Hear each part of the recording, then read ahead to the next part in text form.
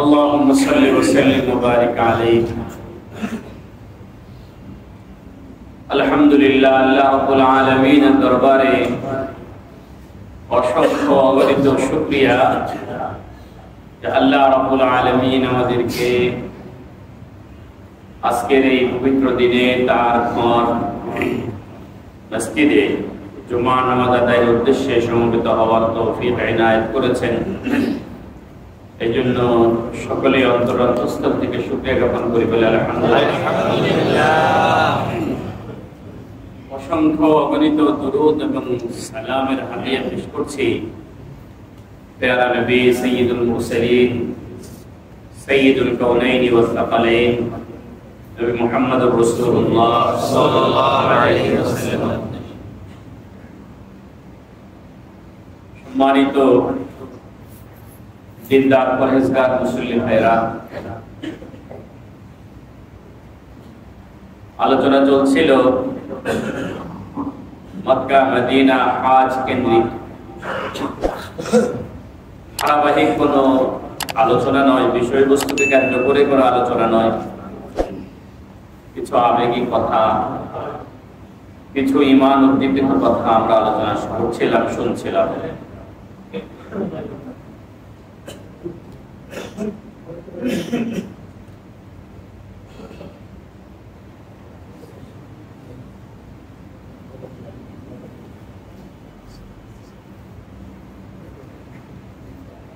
আজকে এই প্রসঙ্গে যে কথাটি বলতে চাই, পুরাতন কথা একটু নতুন আঙ্গিকে বলবো।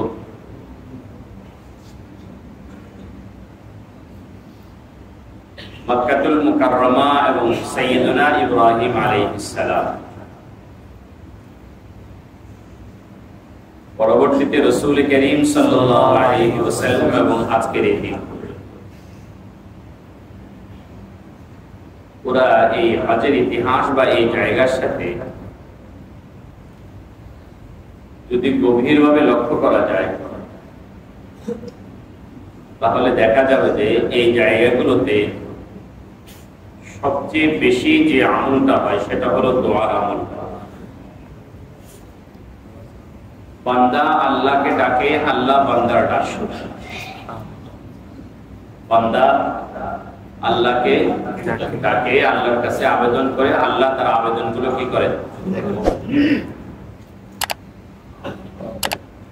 সাইয়্যিদুনা ইব্রাহিম আলাইহিস সালাম আল্লাহর কাছে বলছেন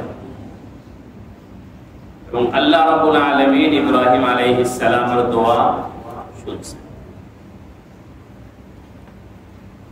ইব্রাহিম আলাইহিস সালাম সর্বপ্রথমে মক্কার জন্য দোয়া করছেন, ইজআল হাযাল বালাদা আমিনা, ও আল্লাহ এই শহরটাকে আপনি নিরাপদ বানায় দেন। এই আয়াত থেকে বোঝা যায় যে ইসলামের মূল কথা হলো, নগর সুবিধার মূল কথা হলো মানুষের জননিরাপত্তা ঠিক থাকবে। জননিরাপত্তা সবার আগে প্রাধান্য দিতে হবে, মানুষের জান মাল ইজ্জত আবরুর নিরাপত্তা দিতে হবে। আল্লাহ রাব্বুল আলামিন কবুল করছেন, পুরা হারামে মক্কাটাকে নিরাপদ বানায়া দিয়েছেন। আল্লাহ বলছেন ওমান দাখালাহু কানা আমিনা, যে হারামের সীমানায় প্রবেশ করলো সে নিরাপদ হয়ে গেল। সুবহানাল্লাহ, এতটাই নিরাপদ কোন জানি শত্রুকেও হারামের সীমানার মধ্যে মারা যাবে না। এবং এই নিরাপত্তার এই আইন শুধুমাত্র ইসলাম আসার পরেই পালন হচ্ছে বিষয়টা এমন না, জাহিলি যুগেও পালন হয়েছে। জাহিলি যুগেও জাহিলি আরব দেশের আরবের লোকেরা এটাকে কি করত? সর্বোচ্চ সম্মানের সাথে এটাকে পালন।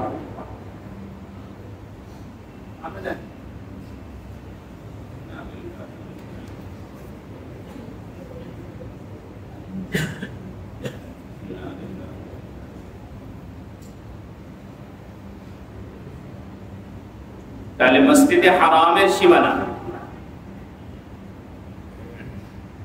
ইব্রাহিম আলাইহিস সালাতু ওয়াস সালাম যে দোয়াগুলো করলেন, প্রতিটি দোয়া আল্লাহ রাব্বুল আলামিন কি করেছেন? কোরআনে কবুল করে নিয়েছেন।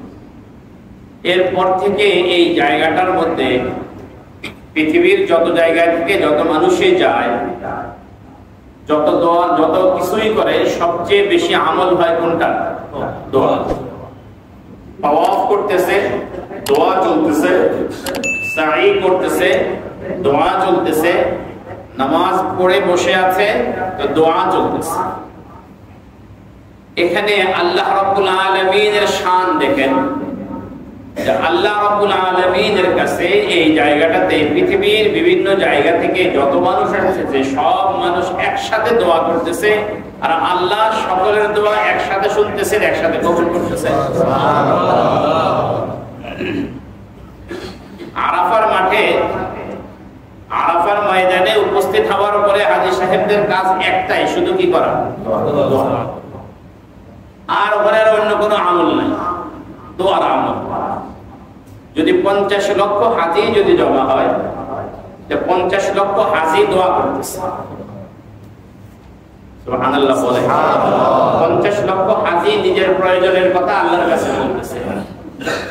বাংলাদেশের হাজিরা বাংলায় বলতেছে, ভারত এবং পাকিস্তানের লোকেরা উর্দুতে বলতেছে, আরব দেশের লোকেরা আরবিতে বলতেছে, ইংরেজি ভাষার লোকেরা ইংরেজি ভাষায় বলতেছে, পশতু ভাষার লোকেরা পশতু ভাষায় বলতেছে, ফার্সি ভাষার লোকেরা ফার্সি ভাষায় বলতেছে, জাপানি ভাষার লোকেরা জাপানি ভাষায় বলতেছে।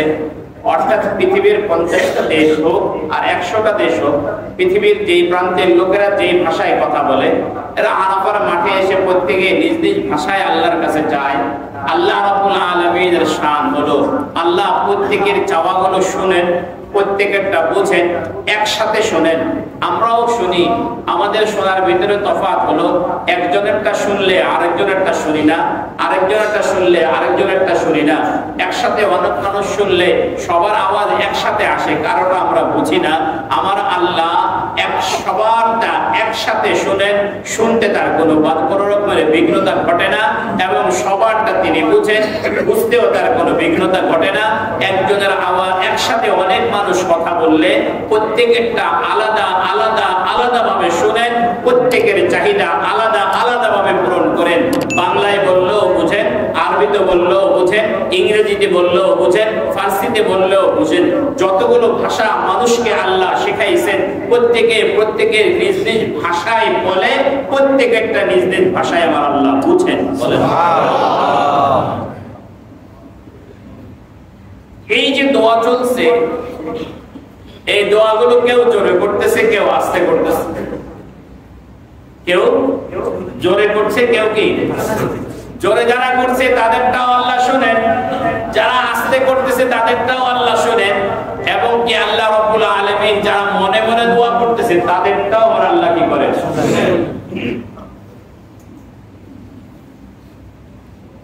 এখন আপনি যখন বাইতুল্লাহ চলে গেলেন, বাইতুল্লাহর ওই জায়গায় দাঁড়িয়ে যতগুলো দোয়া করবেন, যদি এই কথাটুকু খেয়াল থাকে যে আমি যেভাবে দোয়া করি না কেন আমার আল্লাহ আমার দোয়াগুলো কি করেন? শুনেন। আমি যেভাবে দোয়া করি আমার আল্লাহ আমার দোয়াগুলো শুনেন। বরং তো আল্লাহ রাব্বুল আলামিন আমার মনে মনে কল্পনার মধ্যে যে দোয়াগুলো চলে সেগুলো আমার আল্লাহ শুনেন। একটা ঘটনা শোনাই। এক সাহাবী রাসূল করিম সাল্লাল্লাহু আলাইহি ওয়াসাল্লামের কাছে আসলো, এসে ওনার বাবার নামে বিচার দিল। বাবা তখনও মুসলমান হয়নি, বাবার নামে বিচার দিল, যে বলেন যে আমার বাবা আমার পকেট থেকে টাকা নিয়ে যায়, আমার টাকাগুলো উনি খরচ করে ফেলে, আমাকে একবারের জন্য জিজ্ঞাসা করেন। রাসূল করিম সাল্লাল্লাহু আলাইহি ওয়াসাল্লাম ওনার বাবাকে ডাকলেন, বাবাকে ডাকার জন্য লোক পাঠালেন। যখন লোক ওই বাবার কাছে গেল, তো ওই বাবা জিজ্ঞাসা করলেন, আল্লাহর নবী আমাকে কেন ডাকেন? বলে আপনার বিরুদ্ধে আপনার ছেলে অভিযোগ দায়ের করেছে, এর জন্য ডাকতেছে। এই ছেলে যখন বাবা যখন এই কথা শুনলো যে ছেলে ওনার বিরুদ্ধে কি করছে, অভিযোগ দায়ের করছে, যে বাবার অন্তরে কিছু কষ্ট লাগছে। এই কষ্টগুলো কবিতার রূপ ধারণ করছে, অন্তরে অন্তরে, মুখে আসে না। কবিতাগুলো কি, কষ্টগুলো কবিতার রূপ নিছে, কবিতাগুলো অন্তরে অন্তরে ছিল, এখনো জবানে উচ্চারণ করেন নাই। তো ওই লোক যখন নবীজির কাছে আসছে, ওই লোক আসার আগে জিবরাইল আমিন নবীজির কাছে হাজির। নবীজিকে এসে বললেন, ইয়া রাসূলুল্লাহ, ওই বাবা যখন আসবে ওই বাবার কাছ থেকে বাবার কবিতাগুলো শুনবেন। বাবার কাছ থেকে বাবার কি করবেন? কবিতাগুলো শুনবেন। তবে বাবা আসলেন, আসার পরে নবীজির সাথে কথা চললো, কথা বলার পরে নবীজি প্রথমে বললেন তোমার পরে অভিযোগ শুনবো, আগে কবিতাগুলো শোনাও। বলে আগে কি করো, কবিতাগুলো শোনাও। বলে ইয়া রাসূলুল্লাহ কোন কবিতা? বলে যে আমার লোক যাওয়ার পরে তোমার অন্তরে অন্তরে তুমি যে কবিতাগুলো বানাইছিলে সেগুলো শোনাও। বলে হুজুর এটা তো আমি ইয়া রাসূলুল্লাহ এটা তো আমার অন্তরে ছিল, এটা আপনি শুনলেন কিভাবে? বলে অন্তরের খবর যিনি রাখেন তিনি আমাকে জানায় দিয়েছেন। বলে সাথে সাথে বলে আশহাদু আন্নাকা রাসূলুল্লাহ, আমি সাক্ষী দিচ্ছি আপনি অবশ্যই সত্য নবী। বলেন সুবহানাল্লাহ। বাবা কি বলেন? বলেও غزوتك مولودا وعلتك يافعا تعل بما أجني عليك وتنهل تخاف الردى نفسي عليك وإنما لتعلم أن الوقت وقت مؤجل إذا ضاقتك بالسقم ليلة فأبت السقم لسقمك ساهرا أتململ كأني أنا المتروك دونك بالذي ترقت به دوني وعيني تمهل فإن لم تر حق قوتي فعلت كما الجار المجاور يفعل। অনেক লম্বা কবিতা। কবিতা যখন বলতেছিলেন তখন রাসূল করিম সাল্লাল্লাহু আলাইহি ওয়াসাল্লামের চোখ থেকে দরদর করে পানি ঝরছে। বাবার কবিতা শেষ হওয়ার পরে নবীজি ওই ছেলেকে বললেন আনতা ওয়া মালুকা লিআবিকা, তুমিও তোমার বাবার, তোমার সম্পদও তোমার বাবার, যাও তোমার বাবা তোমার সম্পদ থেকে খরচ করবে, তোমার অনুমতি নেওয়া লাগবে। সুবহানাল্লাহ। বাবা অনেক লম্বা কথা বলছে, সেটা আমার আলোচ্য বিষয় না। আমি বলতে চাইছিলাম যে এই লোকটার অন্তরের ভিতরে কবিতাগুলোর জন্ম নিচ্ছে। এই কবিতাগুলো জবানে আসার আগে জানছেন কে? শুনছেন কে? আল্লাহ। রাসূল করিম সাল্লাল্লাহু আলাইহি ওয়াসাল্লাম বসে আছেন, আম্মা জান আয়েশা রাদিয়াল্লাহু তাআলা আনহাও কাছে আছেন। এমন সময় এক মহিলা আসলেন নবীজির কাছে, এসে বললেন ইয়া রাসূলুল্লাহ, আমার স্বামী আমার সাথে জিহার করেছে, আমার স্বামী আমাকে বলছে আমি নাকি তার মায়ের মতো। বলেন ইয়া রাসূলুল্লাহ আকালা শাবাবি ওয়া বাতনি, এই লোকটা তো আমার জীবন যৌবন শেষ করে দিয়ে জীবনের শেষ প্রান্তে এসে আমার সাথে আচরণ করছে, ইয়া রাসূলুল্লাহ আমার কি হলো? তো নবীজি সাল্লাল্লাহু আলাইহি ওয়াসাল্লাম বলেন তুমি তালাক হয়ে গেছো। এই মহিলা একবার নবীজির এই পাশ থেকে আসে, নবীজি মুখ ফিরায় নেন, আবার এই পাশ থেকে আসে। আয়েশা সিদ্দিকা রাদিয়াল্লাহু তাআলা আনহা কান লাগায় শোনার চেষ্টা করতেছিলেন যে মহিলাটা নবীজির সাথে কি বলে।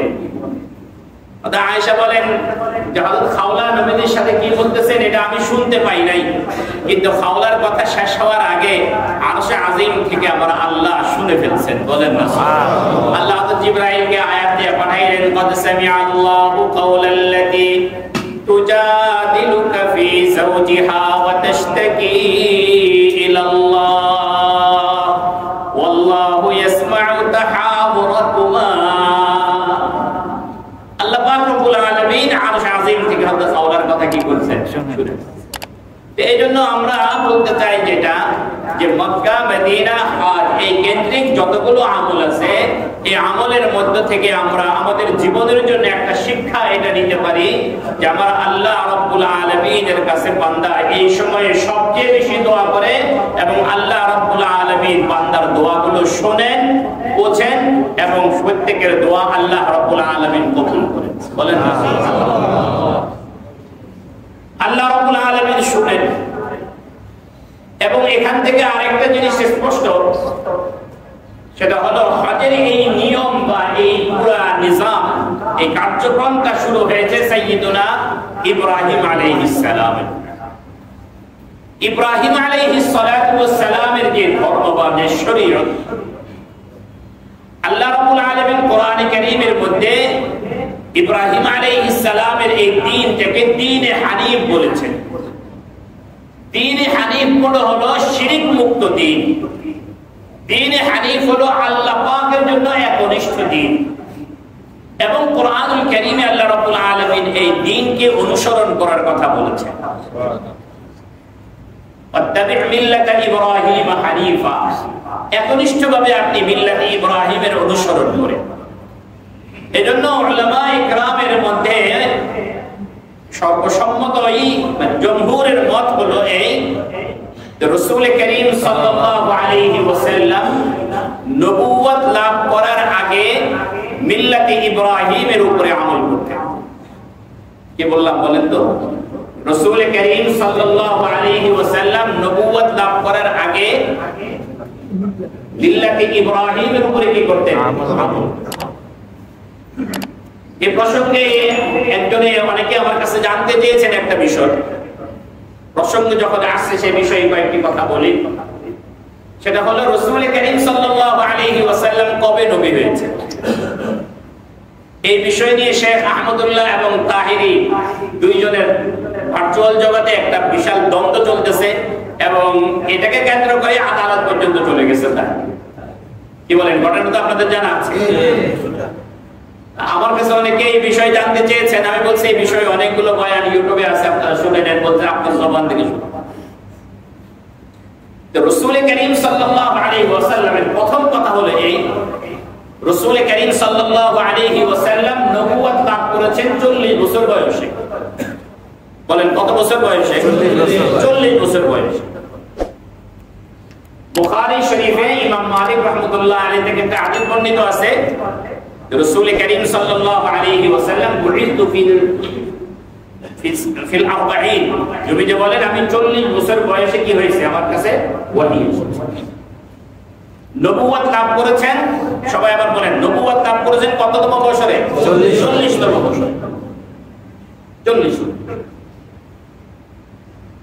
কেন এটা এতটাই প্রসিদ্ধ, এই ইকরা বিসমি রাব্বিকাল্লাযী খালাক নাযিল হওয়া, রাসূল করিম সাল্লাল্লাহু আলাইহি ওয়াসাল্লামের কাছে জিবরাইল আমিন আসা এবং নবীজির কাছে কোরআন শরীফ নাযিল হওয়া শুরু করা, এগুলো নবীজির জন্মের পর পরে শুরু হয়েছে না 40তম বছরে শুরু হয়েছে? 40তম বছরে।